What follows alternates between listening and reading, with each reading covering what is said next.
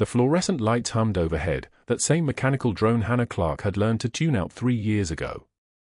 She moved through the Sacred Heart Emergency Department in Raleigh with the practiced invisibility of someone who had spent 12 years learning that survival meant being useful and forgettable in equal measure. The smell of antiseptic and stale coffee hung in the air like a familiar ghost, and she breathed it in without flinching, without acknowledging the tightness in her chest that always came at the start of a shift. The ER at 6:24 a.m. was a particular kind of organized chaos. Nurses clustered around the central station, checking charts and comparing notes. Residents moved between trauma bays with the efficiency of people who had learned long ago not to hesitate. Monitors beeped in their steady rhythms. Cold stainless steel gleamed under the harsh white light. Hannah had chosen this hospital deliberately, large enough that a single nurse could disappear into the machinery, small enough that she could know every corner, every exit, every way out if the walls started closing in. She clipped her badge to her scrubs without looking at it. The photo was 3 years old, taken the day she started, before the nightmares had their grip, before Tikrit became something that lived behind her eyes instead of 3,000 miles away. The ER assignment had seemed perfect then. Controlled chaos. People needing help. Clear lines between what was broken and what could be fixed. Everything she couldn't fix in herself, she could at least repair in others. The wheelchair-bound Marine sat in bed 7, waiting for his morning assessment. 23 years old, maybe 24. Both legs gone below the knee, the work of an IED blast 2 months prior. He was staring at the window, at the early light filtering through the blinds, his hands gripping the armrests with the kind of intensity that told Hannah he hadn't slept much. She'd read his chart before coming in, no family listed, no visitors recorded, just a young man with the kind of injury that made people look away. She approached quietly. Not sneaking. That came from somewhere else in her training, somewhere she'd tried to bury. Just quiet. Efficient. Present without demanding attention. "Morning," she said, her voice soft enough that it wouldn't startle him. "Need to reposition you." He looked at her, and his eyes had the same hollow quality she recognized from her own mirror 3 years ago. He nodded without speaking. Hannah moved with a kind of economy of motion that came from a decade of field work. Pressure sore prevention. Circulation management. The mechanics were the same whether you were in a trauma tent in Tikrit or an American hospital. She adjusted the cushioning beneath him, checked the temperature of his skin, made sure the fall line wasn't pulling. Her hands moved with the authority of someone who had done this 10,000 times, who could assess circulation and tissue integrity with a single touch. "You're cold," she said, not asking. "I'll grab you another blanket." "Just a nurse," the patient said quietly, and there was something in his tone that made Hannah pause. Not gratitude. Something else. Recognition, maybe, of someone who understood what it meant to be broken in ways that didn't show on X-rays. She was retrieving the blanket from the warmer when she heard the voice. Loud. Sharp. Cutting through the ER like a blade.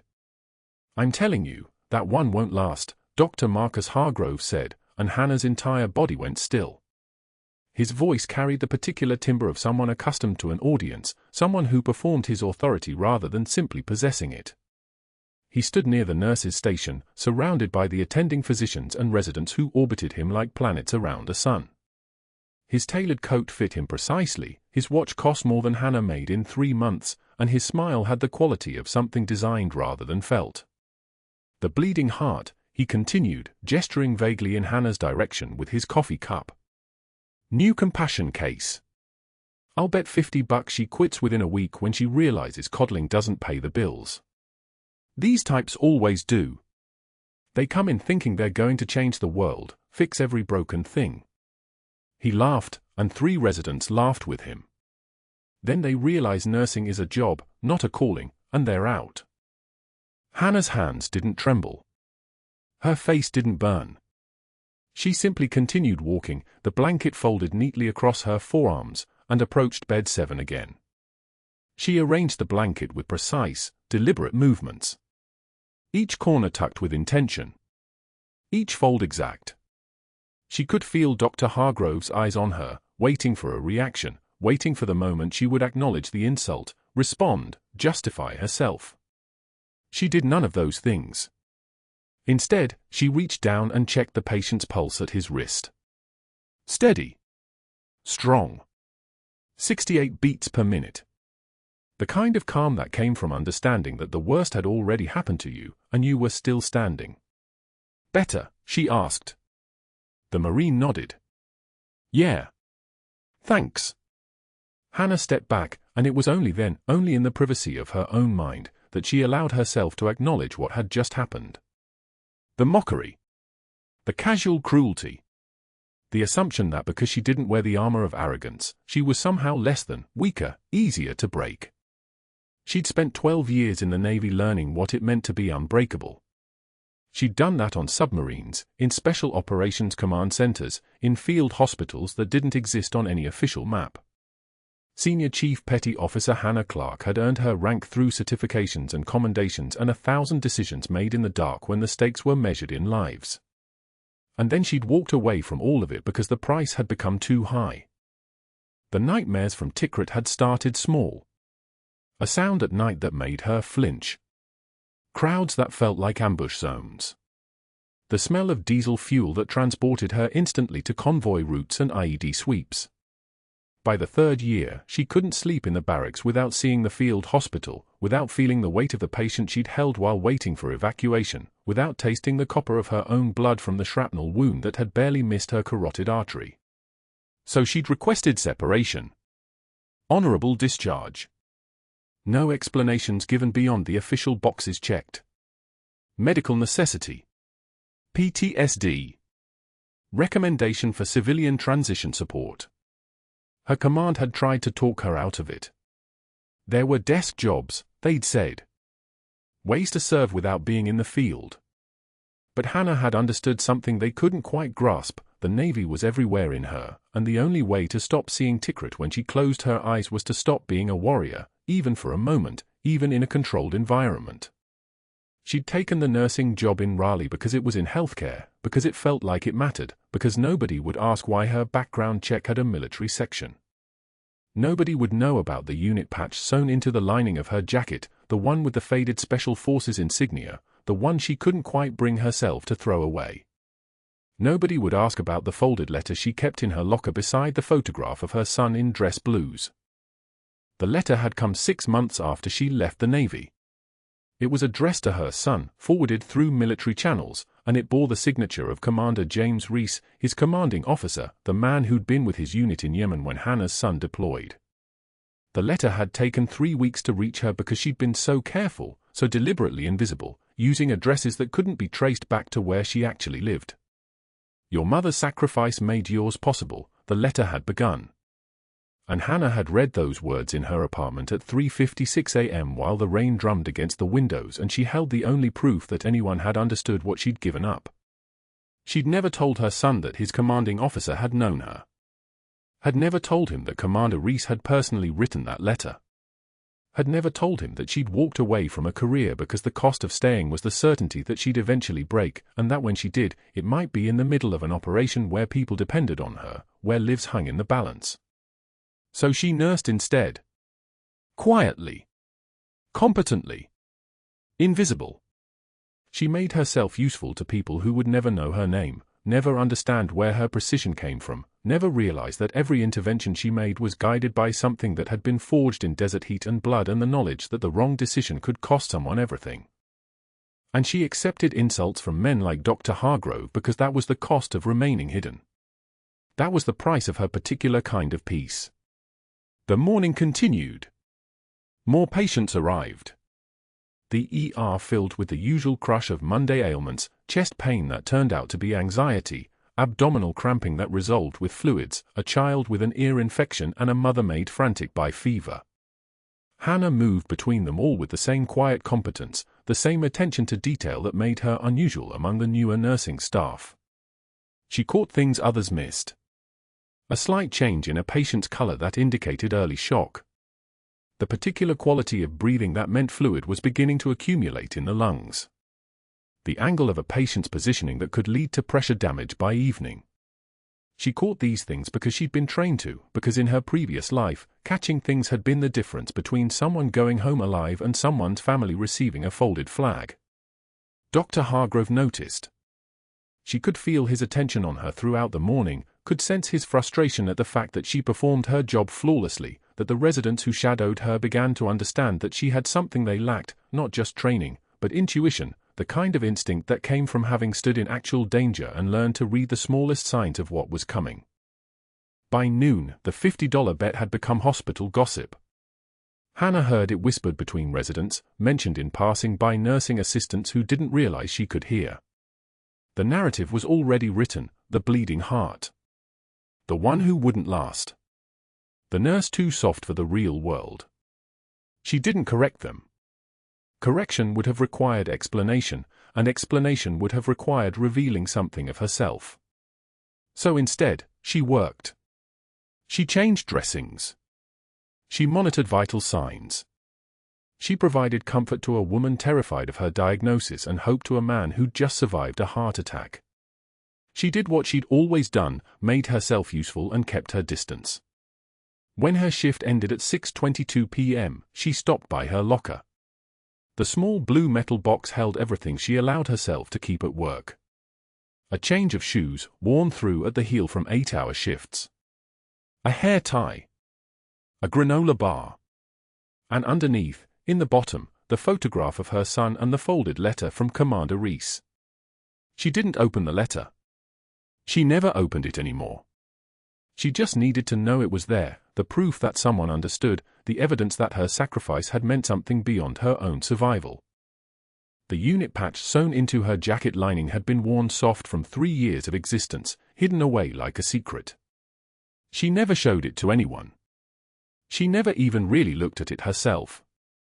But sometimes, standing in the hospital parking lot after a shift, she'd run her fingers along the spot where it was stitched, and she'd remember who she'd been. She'd remember that some people didn't call her just a nurse. The cafeteria at Sacred Heart smelled like institutional gravy and broken promises. Hannah Clarke moved through the lunch line with the precise economy of someone used to working in spaces where noise could kill you. She selected a salad, black coffee, unseasoned chicken breast. Fuel. Nothing more. The cardboard tray felt weightless in her hands as she turned toward the corner table she always chose, the one with a view of the exit. Well. The bleeding heart cometh. Dr. Marcus Hargrove stood directly in her path, flannel shirt rolled to the elbows, legacy watch catching the fluorescent glare. Behind him, 3 attending physicians clustered like remora fish. His voice pitched loud enough that the entire east wing of the cafeteria heard it clearly, nurses at table 4, orderlies near the beverage station, 2 residents pretending to study charts. Hannah stopped. Did not blink. Did not acknowledge. I'm thinking she makes it 6 days, Hargrove announced to his audience, his tone carrying the casual cruelty of someone who'd never been told no. Maybe 7 if she gets a surge of that famous compassion. But once she realizes there's no Netflix special in wiping bedpans and holding the hands of wounded vets with no future. He grinned. I'll bet $50 the bleeding heart quits before the weekend. Takers?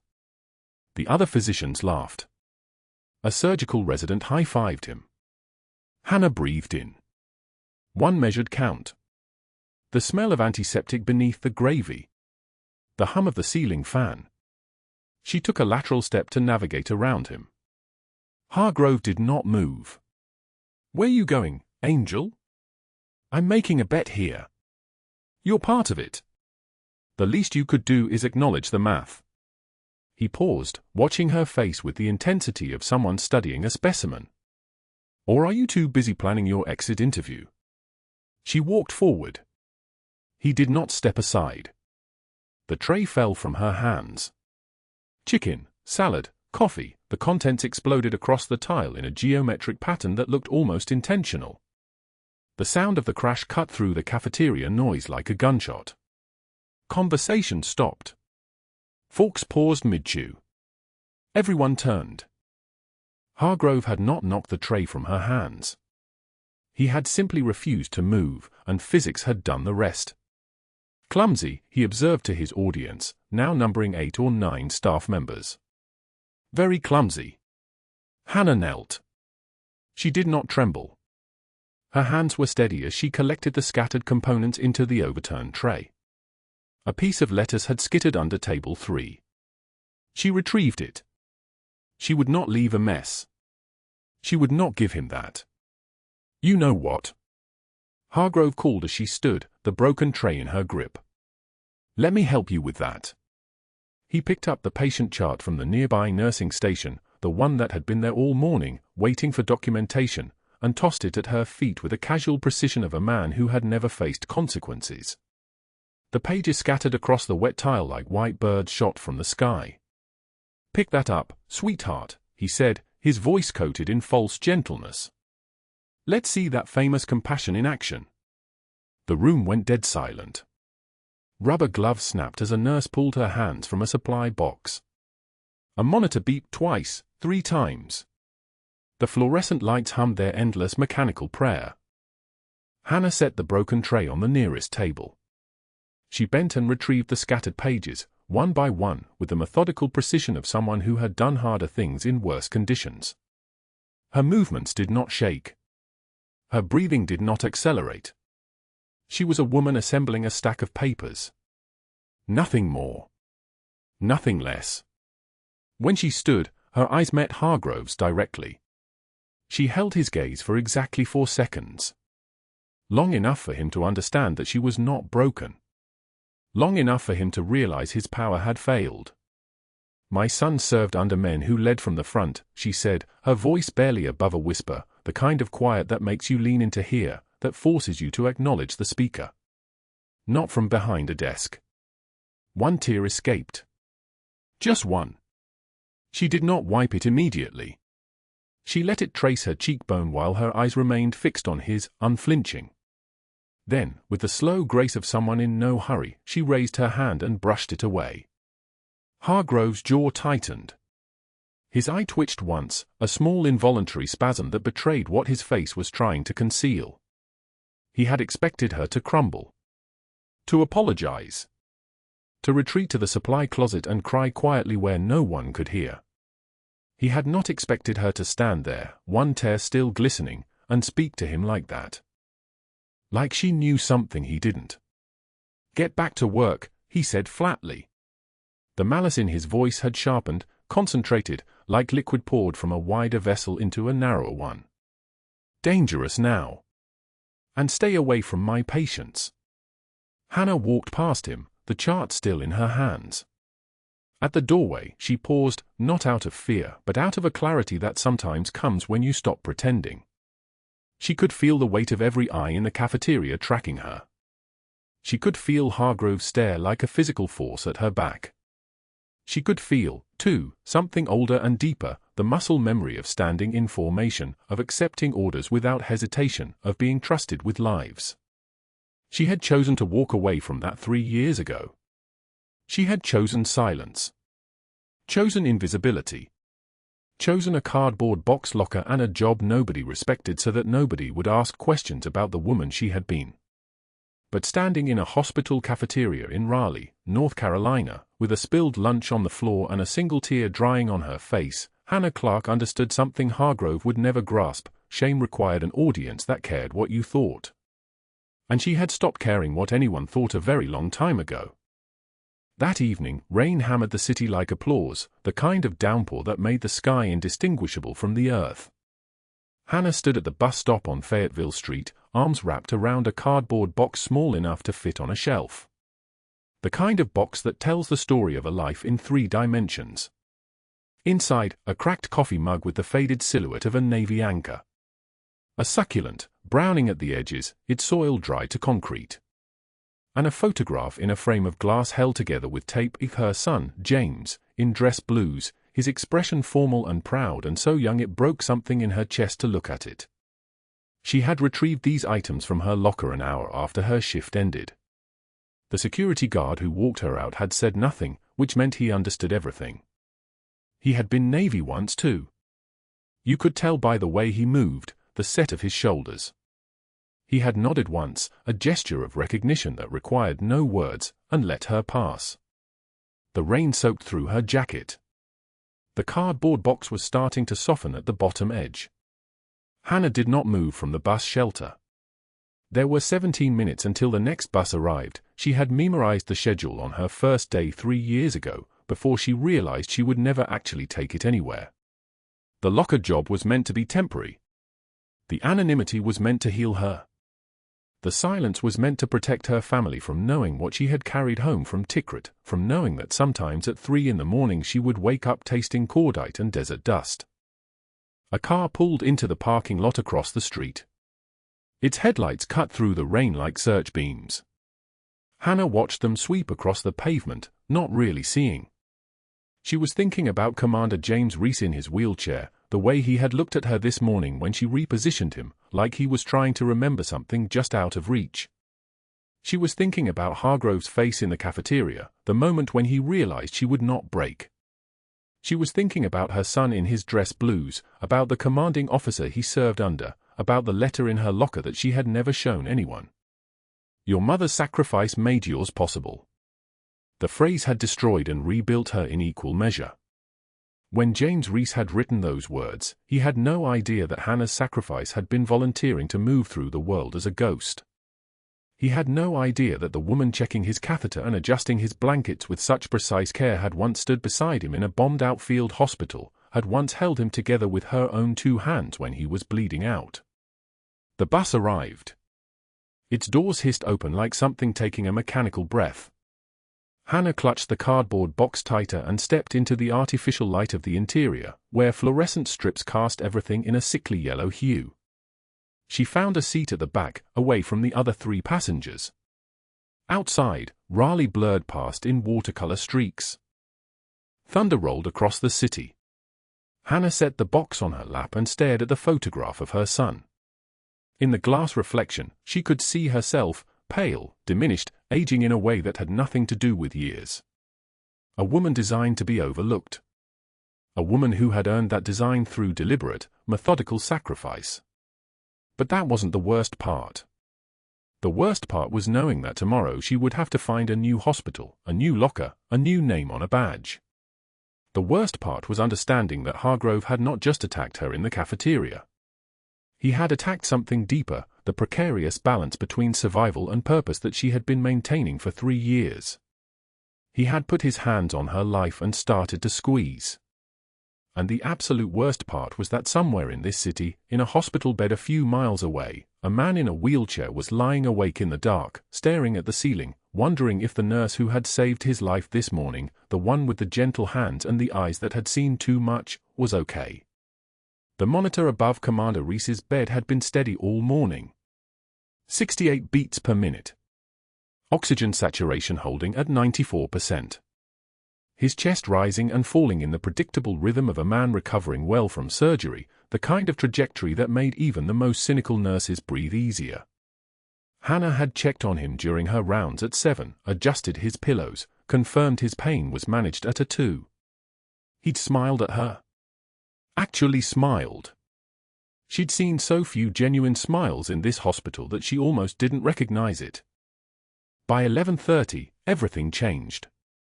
She was 3 corridors away, restocking the supply cart on 4 North, when the monitor's alarm cut through the ordinary noise of the hospital floor. Not a gentle alert. A screaming urgency that made every nurse within earshot go still. Then the overhead system crackled, Code Blue, Trauma Bay 2. Code Blue, Trauma Bay 2. The announcement repeated twice more, each time cutting through the hallway like a siren, and Hannah's hands froze on the roll of tape she was holding. Trauma Bay 2 wasn't assigned to any specific unit. Trauma Bay 2 meant the worst. Trauma Bay 2 meant someone had stopped breathing. She didn't think. Her legs carried her toward the stairwell without consulting her brain, and she took the steps down 2 at a time, muscle memory overriding the careful nurse she'd learned to be here. The code team was already gathering as she pushed through the ER doors, the resident, 2 attending physicians, the respiratory therapist with the crash cart, the nursing supervisor barking orders into a cordless phone. And there, in the center of it all, was Commander James Reese. The young Marine with the wheelchair. The man she'd repositioned with such gentleness this morning. His skin had gone the color of wet concrete. His oxygen saturation was dropping. The monitor showed it in real time, 92, 88, 84. The numbers fell like a body through water. His breath came in shallow gasps, each one less effective than the last, his chest heaving in a panicked rhythm that no amount of oxygen delivery could fix. One of the attendings was already barking orders, calling for a larger bore for, pushing medications, but the tone in his voice held a tremor of confusion. They were doing the right things, the textbook things, and nothing was working. Because they were treating the wrong problem. Hannah stepped forward, her eyes moving across Commander Reese's body with the precision of someone who had spent 8 years reading trauma like scripture. The asymmetrical chest rise. The diminished breath sounds on the right side. The jugular veins distended like warning cables about to snap. The way his face had gone slack with the specific oxygen starvation that meant. Tension pneumothorax. Her voice came out low and steady, the kind of calm that comes from having already survived the worst. Not a question. A diagnosis. Right side. The senior resident turned to look at her, and she saw the fraction of a second where his brain processed that a nurse, a quiet, ordinary nurse in pale scrubs, had just interrupted his command of the code. Before he could respond, before protocol could assert itself, Hannah was already moving. She walked to the supply tray, pulled open the emergency needle decompression kit, and held up a 14-gauge angiocath. The plastic glinted under the fluorescent lights with the promise of relief that was 90 seconds away. Maybe less. He needs pressure relief now, she said. Second intercostal space, mid-clavicular line. The fluids compressing his lung. The resident hesitated. She could see the calculation happening behind his eyes, the institutional calculations, the who gives orders calculations. But Commander Reese's oxygen saturation was at 76 now, and his blood pressure was cratering, and some part of that resident's training recognized the particular desperation of a collapsing patient. He nodded once, sharply, and said, "Do it." Hannah's hands didn't shake as she moved. They were someone else's hands, hands that had held compression over a shattered femur while medevac helicopters roared overhead at Tikrit, hands that had threaded full lines in field hospitals where the screaming never stopped, hands that knew what dying soldiers looked like in the seconds before they actually died. She found the landmarks on his chest by feel and memory, swabbed the site with an alcohol prep that smelled like every operating room she'd ever been in, and positioned the needle at the precise angle of approach. The intercostal space between his second and third rib. Right side. The thin line between recovery and death measured in millimeters. The needle went in. The hiss of air escaping sounded like a tire deflating, like pressure releasing, like salvation in its purest form. The attending physician straightened. The respiratory therapist leaned forward. Someone said, "Saturation's rising," and Hannah was already preparing a catheter to hold the opening clear, her movements fluid and precise in a way that was nothing like the careful, deferent nurse she'd been for 3 years. This was different. This was the person she'd buried when she signed out of the Navy and walked into a civilian life where no one needed her to save lives in the dark. 78. 82. 88. 92. Stable. The numbers climbed like a heartbeat returning to rhythm. Commander Reese's body relaxed. His breathing deepened. The panic leached out of his face as oxygen flooded back into his lungs, and a collective exhale moved through the trauma bay like a prayer answered. The senior resident was already calling for a chest tube setup, for the OR, for the imaging that would confirm what Hannah already knew. But he was also looking at her. They all were. The attending physician. The respiratory therapist. The nursing supervisor, frozen halfway through a phone call with her hand pressed against her mouth. "Who trained you?" the attending asked quietly. Hannah was already washing her hands, stepping back from the bay with the kind of ease that came from knowing exactly how much attention to accept before it became dangerous. "Field experience," she said. "Long time ago." She didn't elaborate. She never did. But as she moved toward the supply closet to restock the used equipment, she caught her reflection in the medication refrigerator. Just for a moment. long enough to see the woman looking back at her, shoulders squared in a way that had nothing to do with civilian nursing, eyes carrying the particular flatness that came from having seen people die and having been unable to save them, hands moving with the confident precision of someone accustomed to making life-and-death decisions without committee approval. The woman in the reflection wasn't the timid nurse who had been knocked to the ground in the cafeteria just 2 days ago. What they didn't know, what none of them could possibly have understood, standing in that trauma bay with the smell of antiseptic and adrenaline still hanging in the air, was that they had just watched a ghost come back to life. And somewhere in the hospital, in his office overlooking the parking lot, Dr. Hargrove was about to learn that he had picked a fight with someone who wasn't actually broken at all. Dr. Hargrove stood at the edge of the trauma bay, his arms crossed, watching Hannah move through the code with the kind of precision that didn't belong in a civilian hospital. She'd called the tension pneumothorax before the monitors confirmed it. She'd positioned the needle at the second intercostal space with the confidence of someone who'd done this under artillery fire. The 14-gauge angiocath had hissed as the trapped air escaped, and Commander Reese's oxygen saturation had climbed from 68 to 92 in under 90 seconds. Sinus rhythm returned. The monitors steadied. The attending physician looked at her with an expression that fell somewhere between gratitude and suspicion. Hargrove's smile didn't reach his eyes. It was the smile of a man who'd just seen a threat materialize in Scrubs. He didn't walk away. He didn't congratulate her. Instead, he turned and left the trauma bay with his phone already in his hand, moving through the corridors with the calculated urgency of someone activating a network.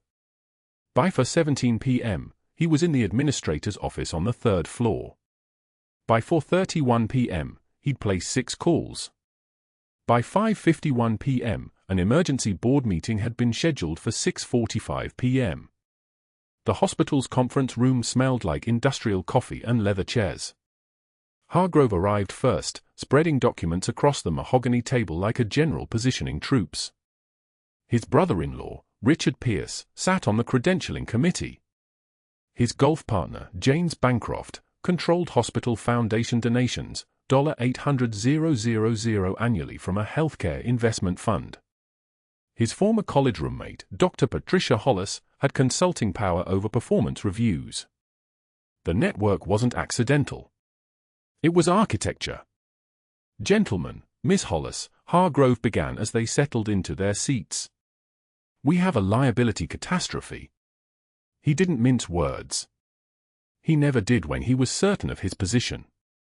He laid out the narrative he'd constructed, a nurse operating far beyond her scope, making independent medical decisions that should have been physician-driven, performing emergency procedures that exposed the hospital to massive liability if anything went wrong. He had statements, admittedly vague ones, but statements nonetheless, from 2 staff nurses who'd noticed her unusual confidence around medical equipment. He had the fact that she'd never mentioned prior medical training, which he framed as suspicious.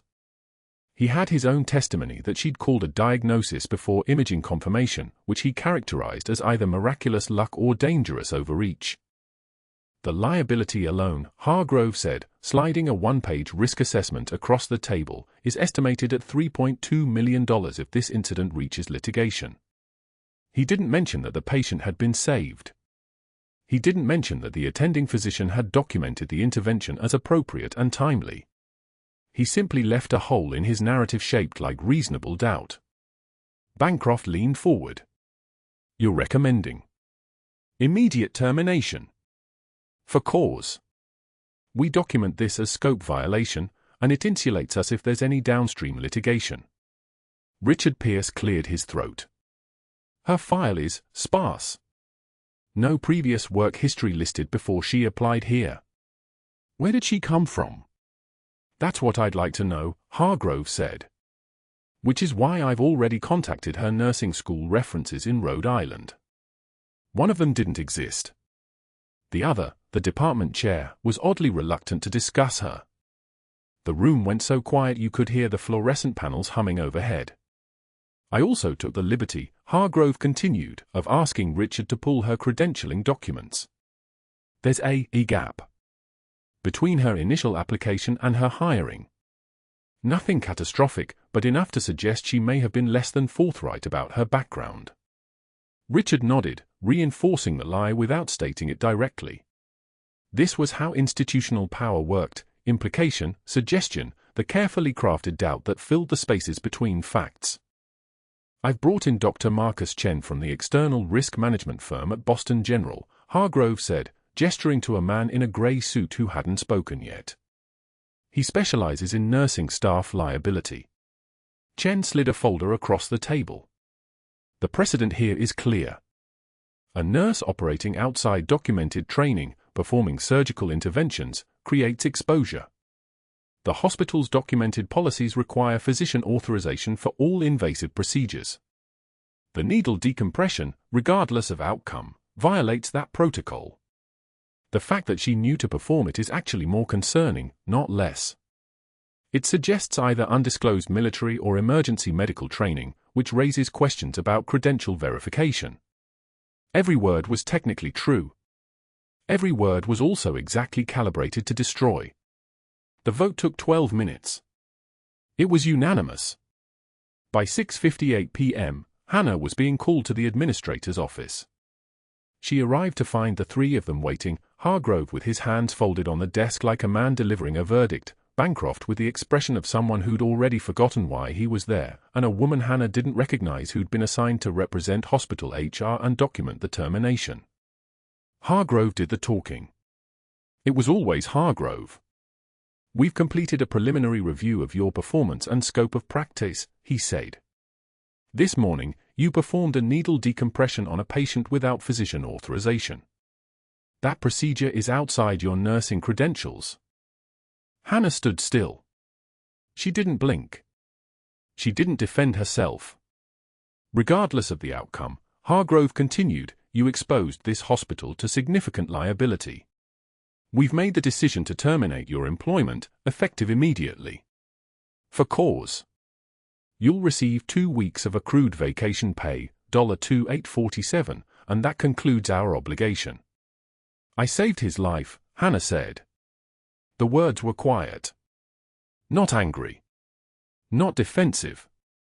Just stated, like coordinates on a map. "You violated protocol," Hargrove replied. "And we simply cannot have staff making independent decisions about patient care without physician oversight. Hospital policy is clear. You chose to ignore it." Hannah pulled her ID badge from her pocket and set it on the desk. "Where do I collect my things?" "Security will escort you." The locker room was cold.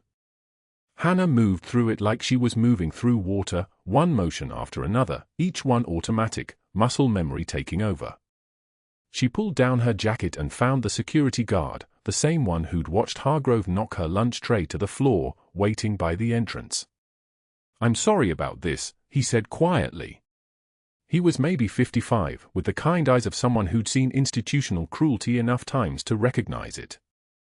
Hannah began clearing her locker. The cracked coffee mug. The dying succulent in its ceramic pot. A photo of her son in dress blues, taken 6 years ago at graduation. She placed each item carefully into a cardboard box, the same box the security guard handed her, as if the container itself was designed for this specific tragedy. Her hands brushed the inside of her jacket lining. The faded unit patch was still there, sewn between the fabric layers 3 years ago when she'd made the decision to become someone else. Special Forces designation, barely visible now, the thread coming loose at one corner. She left it in place. Some things weren't meant to be packed. The security guard walked her to the employee exit, not the main entrance where visitors and staff could see, but the side door that opened onto the auxiliary parking lot. Professional discretion. The kind of mercy that made everything worse. The rain started as she reached her car. Hannah sat in the driver's seat with the cardboard box beside her on the passenger side. The box that contained her entire life at Sacred Heart. 3 years of showing up, of being invisible, of believing that if she helped enough people, maybe she could outrun what Tikrit had left inside her. 3 years of being just a nurse. Just a woman with no past, no story, no reason to be noticed. The rain hammered the windshield. Drops accumulated like seconds, like small failures, like time passing toward nothing. She didn't cry. Her eyes burned, but soldiers don't cry. Instead, she sat in the darkness and felt the weight of every decision that had led her to this moment. She could have stayed quiet when Commander Reese's oxygen dropped. She could have waited for a physician.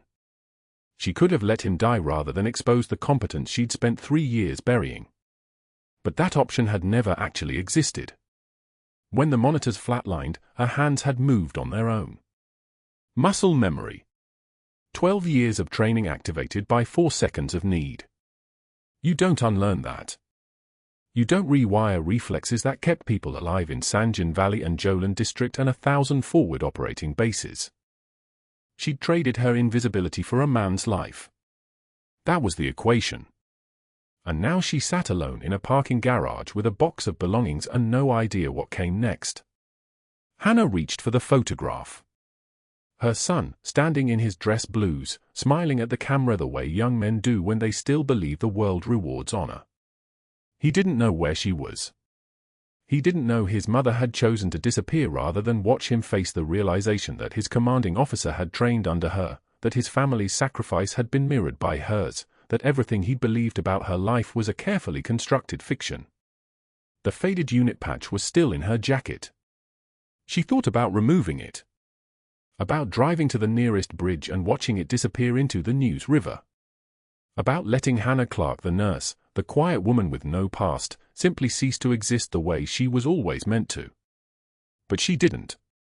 Instead, her fingers found the patch through the fabric, and she held it there like an anchor. The rain continued. 7:41 p.m. 8:13 p.m. 8:22 p.m. Time passing, useless and heavy. And then she heard it. At first it was distant, a low thrumming that didn't belong in the parking garage. It grew louder, more distinct, the sound of rotor blades cutting through the night air. Hannah's head lifted. The sound wasn't random. It was directional. It was coming closer. Outside the garage, through the rain-streaked windshield, she saw the lights first. Red and white navigation beams cutting through the darkness above the hospital's east wing. A single Black Hawk helicopter began its descent towards Sacred Heart's helipad, the one used only for trauma emergencies, for life or death transfers, for situations that couldn't wait for ground transport. Hannah's hands tightened on the steering wheel. She had no idea what was about to happen. She had no idea that somewhere in the hospital, Commander Reese had just woken up in recovery. She had no idea that the first words out of his mouth, the moment he was lucid enough to form language, had been a question that would trigger a cascade of events moving at the speed of military authorization. She had no idea that the guard who'd watched Hargrove's cruelty, the same guard who'd just walked her out with something close to apology in his eyes, had made a call to someone he knew. Someone in uniform. Someone who owed a debt to a woman they'd never met. All she knew was the sound of rotors, getting closer, and for the first time in 3 years, the feeling that maybe, just maybe, her past had decided to come looking for her. The next morning, Hannah arrived at Sacred Heart with the weight of finality in her chest. The cardboard box sat on the passenger seat beside her, the same one she'd carried out yesterday, now returned to collect a final paycheck. Parking lot concrete gleamed wet from overnight rain. She could smell the ozone and diesel exhaust mixing in the humid North Carolina air as she walked toward the employee entrance, each step measured, deliberate. 3 years of anonymity ending before breakfast. The automatic doors hissed open and she stopped cold. The emergency department was in controlled chaos. 3 nurses she'd never seen before were running coded medication pushes. A trauma cart sat abandoned in the hallway. The overhead intercom had stopped announcing routine pages, something had shifted the entire rhythm of the hospital into maximum velocity. Hannah moved toward the administrative office, staying invisible as she'd learned to do, when a hand gripped her shoulder. "Thank God you're here." It was Dr. Marcus Chen, the attending who'd been in the resuscitation room 3 days ago when she'd called the tension pneumothorax. His face was the color of wet concrete. "I'm not here, Dr. Chen. I came for paperwork. We need you." He wasn't asking. Trauma Room 4. Critical patient arrived under federal protection exactly 8 minutes ago. Commander Reese is refusing every staff member who approaches. He's asking for you by name. Hannah's stomach dropped. Not the commander. Not him. The man she'd saved, whose trust she'd bought with her own hands, was somehow already connected to whatever was unfolding in that trauma bay. She should have walked to payroll. Should have kept moving. Instead, her boots carried her toward the sound of urgent voices and the sharp metallic tang of blood in the air. The trauma bay door stood open. Inside, the fluorescent ceiling lights cast everything in harsh white. On the gurney lay a man whose face Hannah recognized from 17 years ago, from Tikrit, from the worst night of her life, from a firefight where she'd held pressure on a wound and screamed for a medevac that took 47 minutes to arrive. An Iraqi translator. One of the ones she thought had been lost. Commander Reese sat upright in his wheelchair despite what had to be catastrophic pain, and he locked eyes with Hannah the moment she crossed the threshold.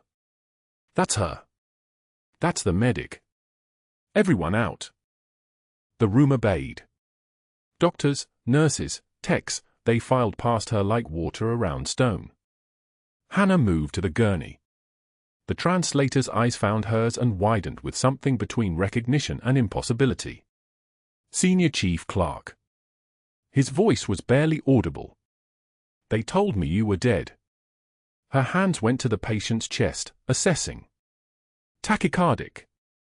Rapid respiration. Pupils blown wide. But alive. Still alive, which meant someone had gone to extraordinary effort to keep him alive, which meant this wasn't a routine hospital admission. This was extraction. This was federal. I'm here. Hannah's voice had already shifted. Not the soft deferential tone of the cafeteria, not the nurse apologizing for her existence. Something else. Something that had been sleeping for 3 years in the corners of scrub pockets and sealed envelopes. Tell me what happened. The trauma room door opened again and her son walked in. He was 31 now, a man in dress blues, captain insignia catching the light like burnished gold. His face fractured when he saw her hands on the patient, when he saw the translator's desperate gratitude, when he saw the way every monitor in the room seemed to stabilize simply because she was touching the fall line. Mom. His voice broke on a single syllable. Mom, you're a senior chief. Hannah didn't turn. Her hands didn't falter. Trauma line is infiltrated. Get me a second peripheral, 18 gauge minimum.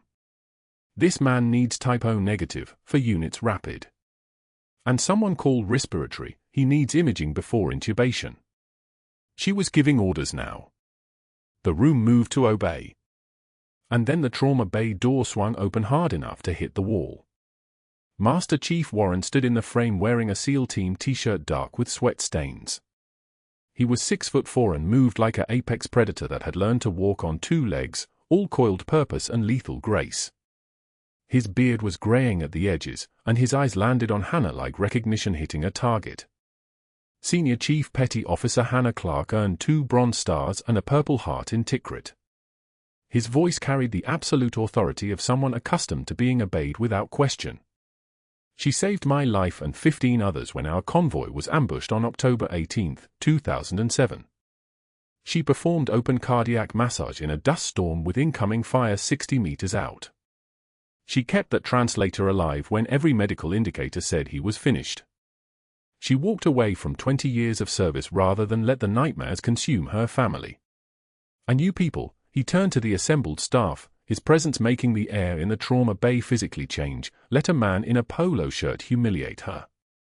The silence lasted exactly 3 seconds. Then it fractured. Hannah's son stepped forward. His hand found her shoulder. The translator reached out and gripped her wrist with the strength of someone who'd been told she was a ghost and discovered she was real. Commander Reese rolled his wheelchair closer to the gurney, a salute from a man who couldn't stand, fist struck once against his chest in recognition of rank. The trauma bay door opened again and the hospital security guard walked in.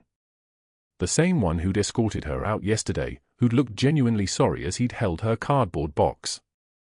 Now he carried a fresh box, something hastily assembled, something intentional. He walked directly to where Dr. Hargrove stood frozen in the hallway beyond the trauma suite, and set the box carefully on the nearest surface.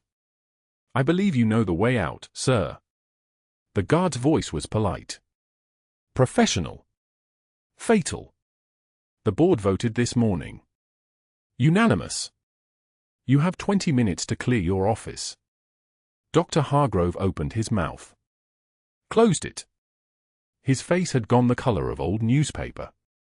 He looked at Hannah, really looked at her, seeing her for the first time not as an obstacle to his authority but as something he'd fundamentally miscalculated.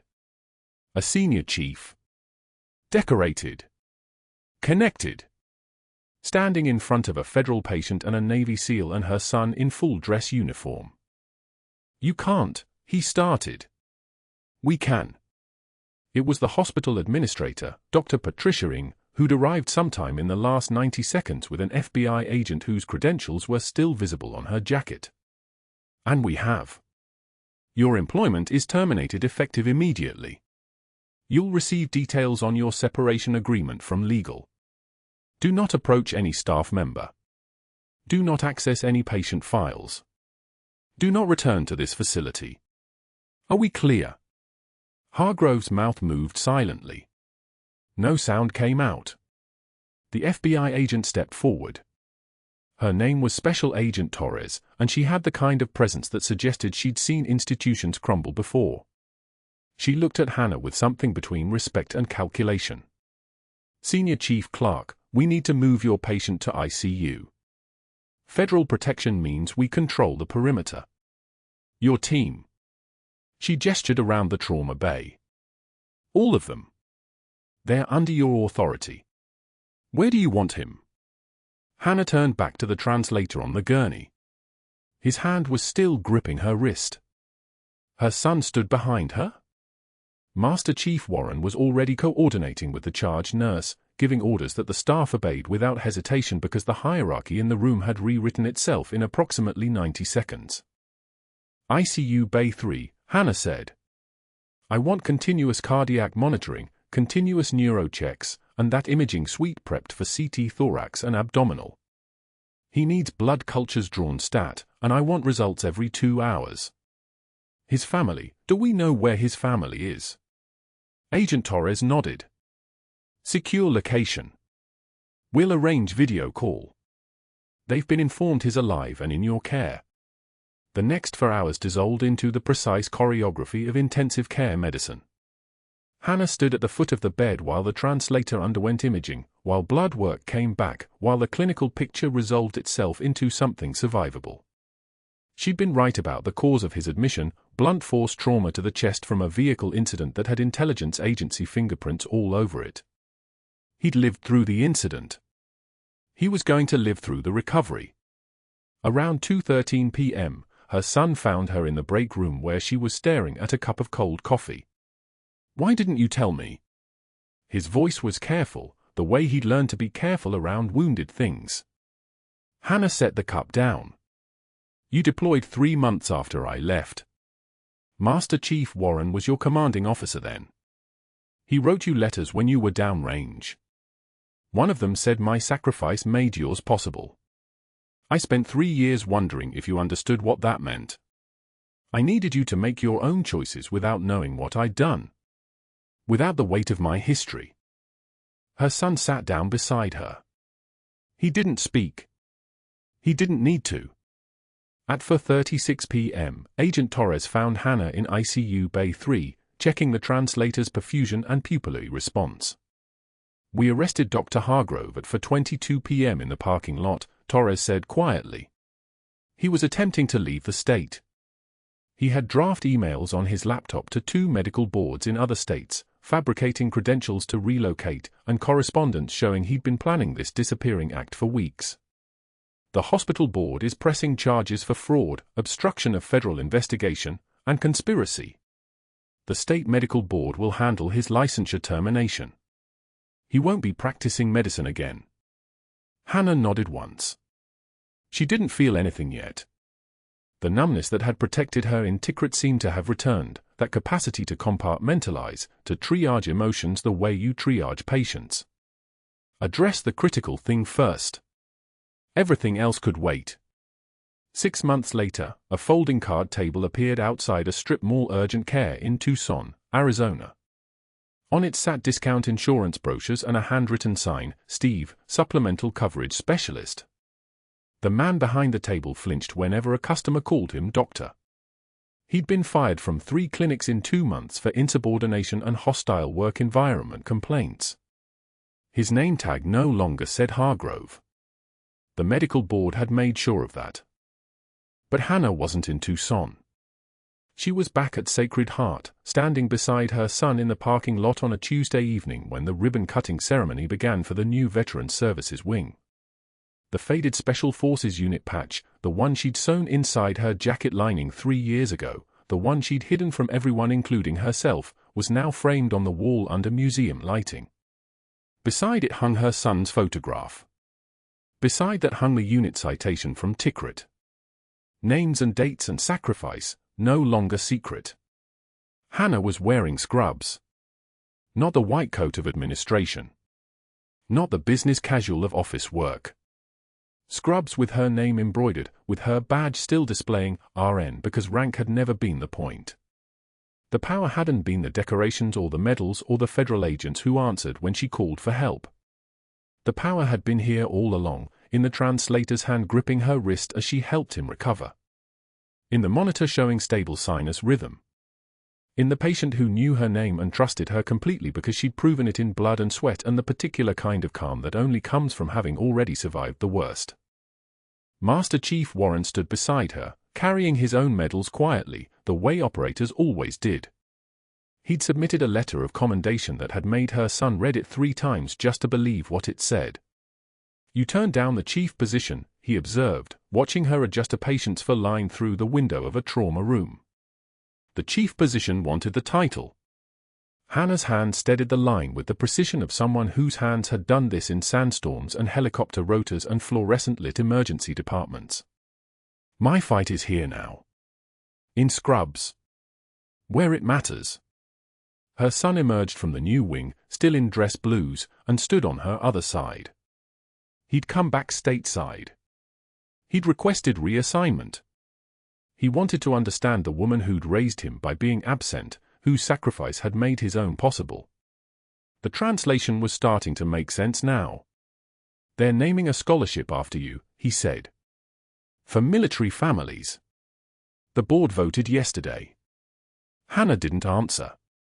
She was watching a patient through the trauma bay window, someone coming in with a cardiac complaint, someone who would be afraid, someone who would need someone who'd held the line between life and death and knew how to keep standing on it.